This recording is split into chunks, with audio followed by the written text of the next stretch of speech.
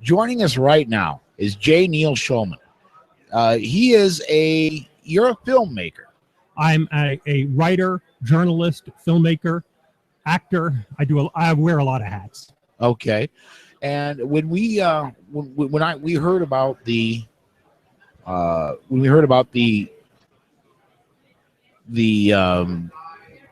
gun rights policy conference coming down here, and that you were going to be a part of it, you distributed to everybody that was here a DVD. It's actually a 3-disc Blu-ray DVD combo pack, okay, which is, by the way, on sale on Amazon.com, of the movie Alongside Night, which I adapted. I produced, wrote, and directed the movie based on my 1979 novel of the same title, Alongside Night, which was endorsed by a few people like Nobel laureate Milton Friedman, a Clockwork Orange author Anthony Burgess, later on Dr. Ron Paul, who also appears in the movie version of Alongside Night, and had me on his Ron Paul channel show to talk about it. And so disc 1 is the Blu-ray version, also has director commentary, where I'm interviewed by radio talk show host Ernest Hancock of Declare Your Independence. And we've got, the captions and the various audio features. And then we go to disc, and then disc 2 is the DVD version of it. And then disc 3 is a DVD with all sorts of extra features, including video interviews, red carpet interviews, radio shows. And we have digital versions of the full unabridged Alongside Night audiobook and the graphic novel and the movie edition of the novel, all available in PDF or MP3s or whatever is appropriate. Very good. And that's all. Now this particular pack is available on Amazon, right? It is for $16.95, and of course available free shipping to Amazon Prime members. I should also mention that a few weeks from now, the streaming version of the movie will be available both on iTunes and Amazon Instant Video, and free to Amazon Prime members. Very, very cool. There are a lot of Amazon Prime members. I'm one of them. Yes. So that's good news. But to talk, I need to mention, since we're talking about Second Amendment, Alongside Night as a movie is probably one of the strongest defenders of all the Bill of Rights, including the Second Amendment. And we have stars in it, including Kevin Sorbo, who is in the recent hit movie God's Not Dead, and of course Hercules' Legendary Journeys, #1 worldwide series, Gene Roddenberry's Andromeda. We have Said Faraj, who played opposite Matt Damon in Green Zone. We have Gary Graham from Alien Nation and Ambassador Soval on Star Trek Enterprise. We have 2 actors from Star Trek Voyager, Tim Russ and Garrett Wang. We have Maura Marini, who was played Brandy Max on the Emmy-nominated Parks and Recreation. So we have a lot of stars in there, and as I say, Dr. Ron Paul himself is in the movie. When was it produced and where was it shot? It was shot largely in the Las Vegas area. All our action, however, was done at Front Sight. We have a lot of action in which we did at Front Sight. Yes. So what's your goal? How do you hope people will respond to Alongside Night? Well, it's one of the most pro right to keep and bear arms movies ever made. It is not a documentary. It's an action picture. But it is just perfect outreach to all your friends who have given up on Hollywood because of anti-gun propaganda in their movies. Our lead character in it is 16 years old, and his father, Dr. Martin Vreeland, played by Kevin Sorbo, gives him a Glock to carry with him throughout the rest of the movie, and that Glock is practically in itself a character in the movie. So is it primarily to promote gun rights to those who would oppose it, or more to encourage those who support gun rights to take action for those rights? Well, the theme of Alongside Night is that you can think of it as sort of like a re-upping or revamping or rebooting the American Revolution. It's the idea that you don't need permission from the government to exercise your rights. None of the signers of the Declaration of Independence, none of the members of the Continental Congress would have thought that they needed the permission of the British government and the British Parliament in order to exercise what they saw as their natural human rights. I like to point out that the only time the Republican Party talks about inalienable rights is when they're talking about the rights of the unborn. I'd like that to apply to those of us who have already been born as well. So perhaps it's to provide depth of understanding. Absolutely. But it's to understand the idea that liberty is an indivisible concept. Okay, the Bill of Rights need to be unabridged. If you support the Second Amendment, you need to support the First Amendment. You need to support the Fourth Amendment. If you believe in rights, you not only believe that Kim Davis has the right to resist the government when it overreaches, if that's your belief, but you also need to see that Edward Snowden, in defending our Fourth Amendment rights, was doing the same thing. They're a package. You don't get to have cafeteria rights. Right. There is no cafeteria approach. It is not a buffet approach to the Bill of Rights.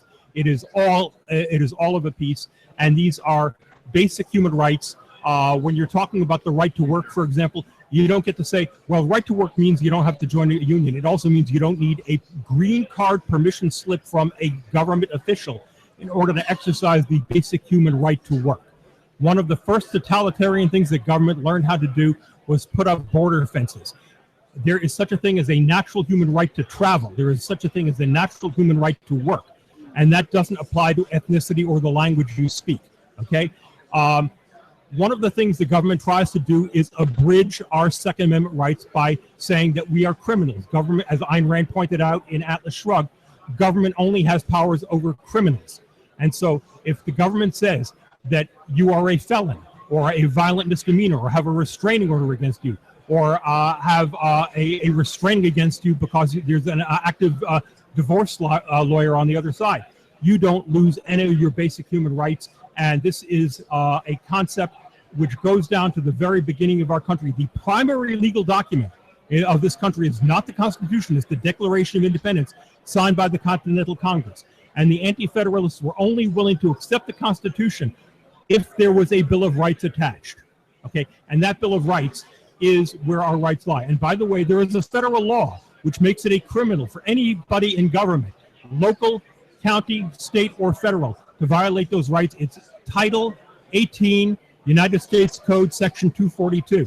Anybody who violates any of these constitutionally protected rights is personally, criminally, and civilly liable for violating your rights. And you can find this on the FBI website itself, the Department of Justice. Okay, anybody who violates your rights is a criminal, and they can't even use government money for the defense fund. They have to mortgage their house to do it. But we have a president who says, I have a phone and a pen, and until you'll impeach me, I'll do what I want. Well, you don't need to impeach him. You just need to stand up for your own rights and say, this is what our forefathers fought to secure, and those rights are mine and are not yours to play with. Can you tell us what you have on tap? What do you have another production you're working now? Actually, the next movie which I have in development right now, looking for financing, is called Escape from Heaven. It's based on my third novel, which came out in 2002. And Escape from Heaven is, let's call it a comedy. It's about what happens when a radio talk show host gets the first ever call-in from God. God calls him to heaven the next meeting with a breakfast meeting with the Trinity, himself, Jesus, and Jesus's mother, the Holy Spirit. Okay, and the radio talk show host is sent back to Earth on a mission from God to be the campaign manager for Jesus in the electoral battle worldwide against Jesus's ex-wife, Satan. As Jesus says in there, every divorced man says his ex-wife is Satan. Mine is. Mine is. Okay, great. By the way, I am a believer in God myself. Okay, I was going to ask. Yeah. Now, correct me if I'm wrong. You also, I don't have the title of the book. You were living in LA. I want to say Power Factor, but that's not the right book. Stopping Power, Why 70 Million Americans Own Guns. The first hardcover edition came out in 1994. The NRA gave away 1,500 copies of it. The Second Amendment Foundation sold somewhere in the area of 8,500 copies of it. And one of the reasons was that there's an endorsement on the cover from Charlton Heston. Oh, that He was says it was the best explanation of the Second Amendment he could get read. And I don't think that he's in a position to read a book which is better than that now. right. No, he's it's the good news is he's completed all the things on his reading list, but they're not adding many anymore. Right. That reading list has been top down limited. What else? So you're gonna be speaking tomorrow here, right? Yeah, I am on a panel. Don't ask me the title of it. It's very, very long. At 10 a.m. tomorrow morning, and basically, Alan Corwin and I each have 7.5 minutes, and I'm going to be giving my encyclical on gun rights. Okay. It's called Oddities, Language, Movies, Journalism, and Guns. Yeah, I'm going to be making the point about how both Hollywood and Second Amendment defenders are somewhat schizophrenic when it comes to defending their positions. Right. I mean, Hollywood, for example, you've got every cop show, federal cops, naval cops, zombie shooting cops, every sort of cop. Hollywood hates guns, but they love ray guns, and they love guns that are shooting off the heads of zombies. Okay, but on our side, we have people who are schizophrenic, that they want to defend both natural rights and then they want to defend police. Excuse me. At the time of the American Revolution, the police were the redcoats. Okay, when there was a gunfight on Concord Bridge, okay, the cops were on the wrong side of that. And the point is that I'm looking around this room, I'm seeing not a lot of Black Lives Matter people, and they should be, because their lives need to be defended by guns as well. Well, and we've mentioned this.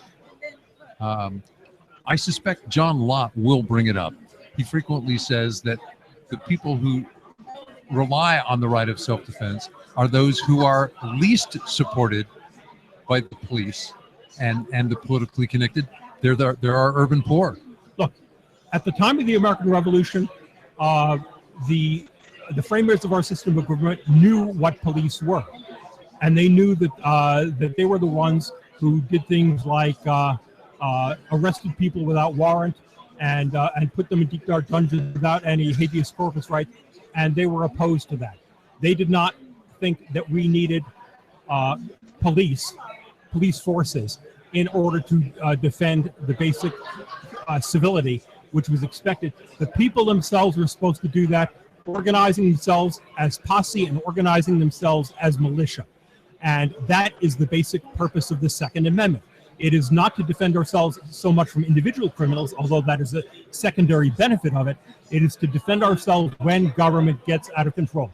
And the most pro-central government member of any of the founding fathers was Alexander Hamilton, and he, writing in the Federalist Papers, recognized that an armed populace was the first line of defense against every form of tyranny and despotism. Are we too comfortable to assume that mantle of responsibility? Look, you cannot diminish the possibility of the pain and suffering that happens when a SWAT team descends on you and shoots your dog and puts you in handcuffs and terrorizes your children. And the Black and Latino community are probably at the front of that experience. They have that experience more than us, old undead white guys. Okay, but the point is that police are a danger. Okay, they need to be severely limited in what they're allowed to do. I think that they should largely be investigating crime rather than patrolling the streets looking for it. No argument on that fact. What I'm seeing is, even in the Black community, I hate to interrupt, guys. I'm sorry, but it looks like we're coming back. Well, then, thank you so much for giving me this time, and I look forward to talking to you further. Thanks for visiting with us. Thanks for visiting. Thank you.